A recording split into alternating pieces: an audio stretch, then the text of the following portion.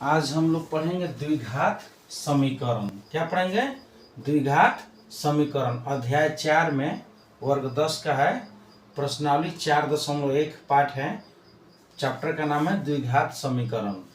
एक चर के द्विघात बहुपद, एक चर का यानी x रहेगा या y रहेगा या z रहेगा, a b c d कोई भी एक चर रहेगा।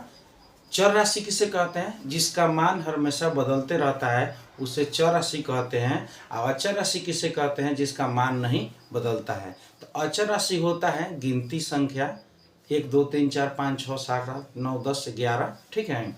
और ये चर क्या है? x है, y है, z है, a b c d है, ठीक है ना। अचर समझ गए, गिनती है, गिनती की संख्या है, अंक कोई भी रहेगा वो अचर होगा। एक चर के द्विघात बहुपद व्यंजक, ठीक है ना। यदि एक चर के किसी बहुपद का घात 2 हो तो उसे द्विघात बहुपद कहते हैं। अगर किसी भी एक चर में उसका घात 2 रहेगा तो क्या होगा? द्विघात बहुपद होगा, ठीक है।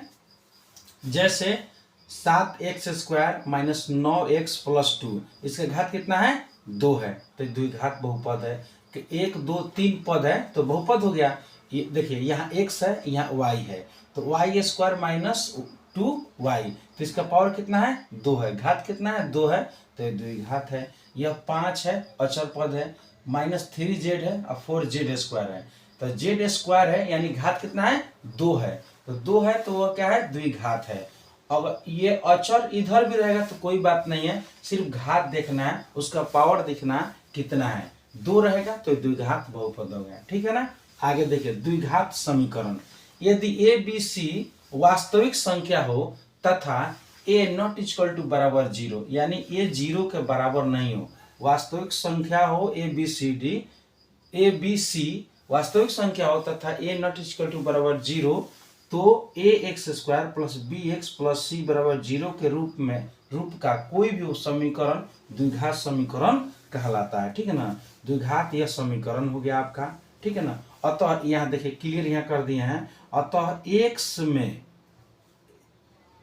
चर, ये चर है, चर x में द्विघात बहुपद का मान व्यापक रूप है। इसका द्विघात बहुपद का व्यापक रूप क्या है? ax² + bx + c, जहां a b c क्या है? वास्तविक संख्या, जो ऊपर लिखे वही नीचे लिख दें, क्लियर किए हैं। a b c वास्तविक संख्या है और a ≠ बराबर 0, अतः ax² + bx + c में क्या है? b में ये क्या है? x² का गुणांक a है और x का गुणांक b है, माने x² गुणांक a है और x का गुणांक b है, और अचर पद क्या है? c है। यहाँ a की जगह पर कोई भी वास्तविक संख्या होता है, 5 6 7 8 9 10 हो सकता है, b की जगह पर कोई भी वास्तविक संख्या हो सकता है और c पर कोई अंक हो सकता है, तो यहाँ चर नहीं रहेगा और 2 जगह चर रहेगा। जैसे आप देखें ना, द्विघात बहुपद, ये द्विघात बहुपद है। यहाँ a की जगह पर 7 है, b की जगह पर 9 है और c की जगह पर क्या है? 2 है, तो यह चर है, ये चर है, ये चर है, ठीक है। अब हम लोग जान गए द्विघात समीकरण, यह द्विघात समीकरण का रूप हो गया और यह द्विघात समीकरण हो गया या द्विघात बहुपद हो गया, ठीक है ना। तो आगे हम लोग पढ़ेंगे 4.1 में सवाल है, 4.1 में एक्सरसाइज 4.1 में जांच कीजिए कि क्या निम्न द्विघात समीकरण है। इसको जांच करना है, बताना है कि यह द्विघात समीकरण है या नहीं है, ठीक है ना। तो देखिए, यहाँ देखेंगे a + b का ये होल स्क्वायर है, तो a + b का होल स्क्वायर आप लोग जानते हैं, a + b का होल स्क्वायर बराबर होता है a² + 2ab या +b²। इसका रूप चलता है। उसी तरह a की जगह पर x है और b की जगह पर 1 है, तो इसका a + b का होल स्क्वायर करेंगे,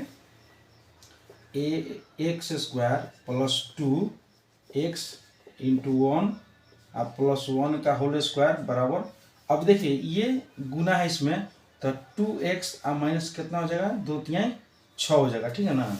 इसको हम लोग क्या करेंगे? आपको मिटा देंगे, ठीक है ना। अब आगे देखते हैं, या x² + 2x +1 का x² करते हैं कि ना होगा, आइए 2x - 6 है, ठीक है ना। अब क्या करते हैं हम लोग, अंक को इधर लेके आते हैं तो एक्स स्क्वायर हो गया प्लस 2x हो गया और माइनस हो जाएगा कितना जगह ये 2x हो जाएगा और प्लस 1 और ये माइनस इधर आके प्लस बराबर इधर 0 आ गया। प्लस माइनस ये खत्म हो गया एक्स स्क्वायर और 6 कितना हो जाएगा 7 बराबर 0। तो ये देखिए एक्स स्क्वायर है तो ये इसका घात 2 है तो ये क्या है यह द्विघात बहुपद है। अतः एक्स स्क्वायर प्लस 7 ये क्या है द्विघात बहुपद है। अतः क्या कहेंगे यह क्या है इसको कथी कहेंगे जी। अतः दिया गया समीकरण द्विघात समीकरण है। अतः दिया गया इधर लिख दीजिए अतः दिया गया समीकरण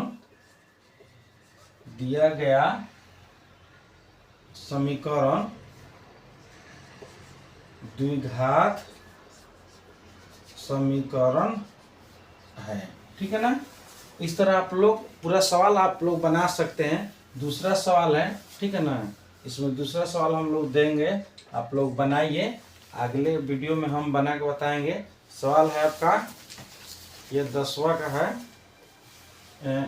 दूसरा सवाल है एक्स स्क्वायर माइनस 2x बराबर -2 इंटू 3 माइनस एक्स। इसको देखना है कि द्विघात समीकरण है कि नहीं है। ठीक है ना। इस तरह आप लोग बना सकते हैं। ठीक है ना कि यह द्विघात समीकरण है कि नहीं है।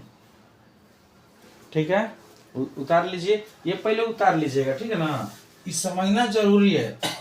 एक जड़ में द्विघात बहुपद। ठीक है ना, द्विघात बहुपद क्या है, यदि एक चर के किसी बहुपद का घात 2 हो उसे द्विघात बहुपद कहते हैं। और द्विघात समीकरण यदि ए बी सी वास्तविक संख्या हो तथा ए नॉट इक्वल टू बराबर 0 तो X square plus B X plus C बराबर 0 के रूप का कोई भी समीकरण द्विघात समीकरण होता है। याद कर लीजिएगा, रट लीजिएगा। ठीक है।